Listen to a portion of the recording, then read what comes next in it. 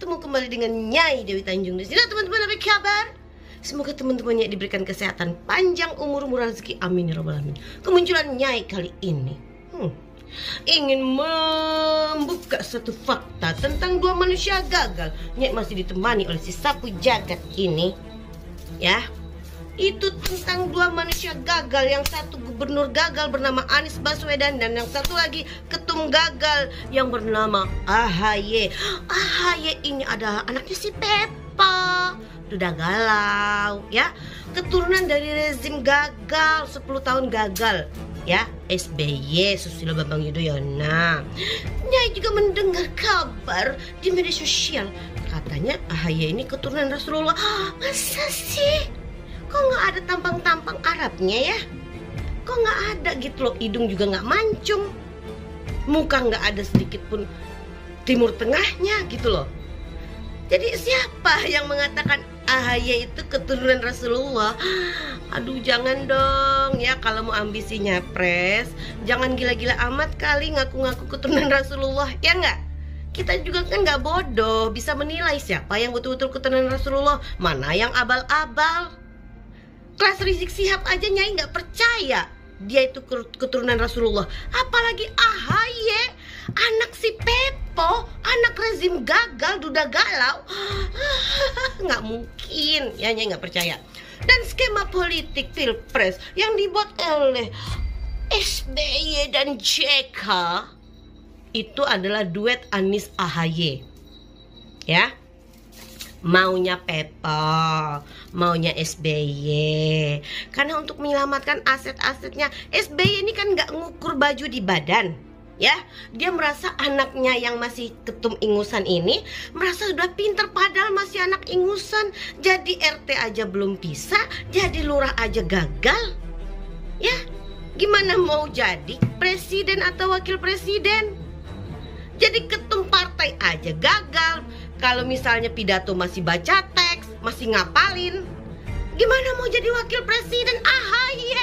Aduh, jangan sampai ya negara ini hancur oleh dua manusia gagal, ya. Kita bisa diketawain oleh negara-negara lain. Oh, ternyata Indonesia dipimpin oleh dua manusia gagal. Jadi kayak negara badut dong kita ini, ya kan? Itu nggak lucu, jangan sampai gitu loh, ya.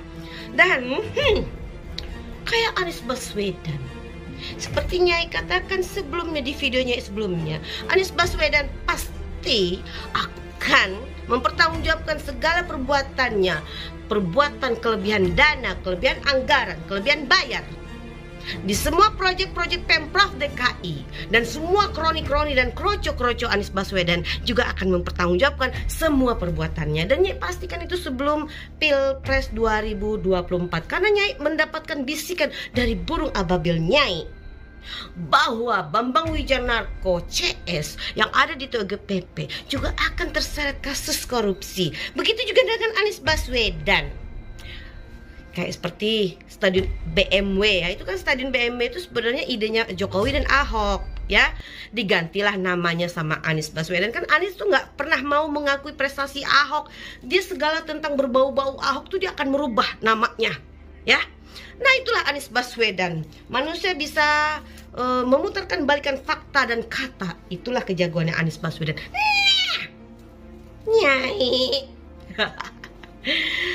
kembali lagi mau mengungkapkan, mau mengatakan, mau kaget sebenarnya Nyai. Duet dua manusia gagal, ya. Yang satu gubernur gagal, satu lagi ketum gagal, masih anak piye-piye. Tapi memang sebenarnya si AHY ini adalah korban dari ambisi bapaknya, si duda galau SBY, ya. Itu dia korban ambisi politik bapaknya, karena bapaknya ini ketakutan nyelamatin kekayaannya nih. Mau disimpan kemana kalau sampai dinastinya ini habis? Karena jawabannya di 2024. Perjalanan politik AHY itu ketentuannya di 2024. Karena sebentar lagi Demokrat itu makin tenggelam, makin tenggelam, makin tenggelam, dan selesai. The end, ya. Demokrat versi AHY akan the end, alias tamat. ya. Apalagi kalau sebentar lagi SBY akan menyusul Ibu Ani Yudhoyono, itu semakin selesai Demokrat karena sudah tidak ada figur yang mengatur strategi politik licik ala Demokrat. Ya, kalau Anies Baswedan adalah boneka JK untuk menyelamatkan aset-aset dan kekayaan JK, makanya Anies Baswedan dijadikanlah calon presiden dengan segala cara dan dilindungi oleh JK. Kenapa kemarin-kemarin beberapa kasus proyek markup yang terjadi di Pemprov DKI itu tidak bisa diungkap karena masih ada novel Baswedan.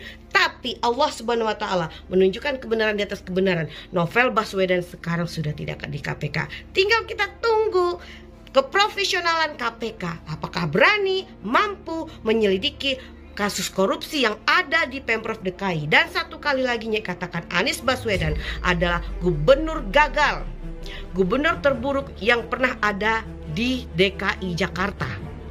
Gubernur yang tidak bisa kerja, yang hanya bisa menata kata, kelebihan bayar, kelebihan anggaran, kelebihan APBD. Ya, kelebihan mengeluarkan APBD, bayangkan di semua proyek-proyek yang ada di Pemprov DKI. Apalagi sekarang JIS ini, kalau Nyai pastikan itu juga pasti ada kelebihan bayar.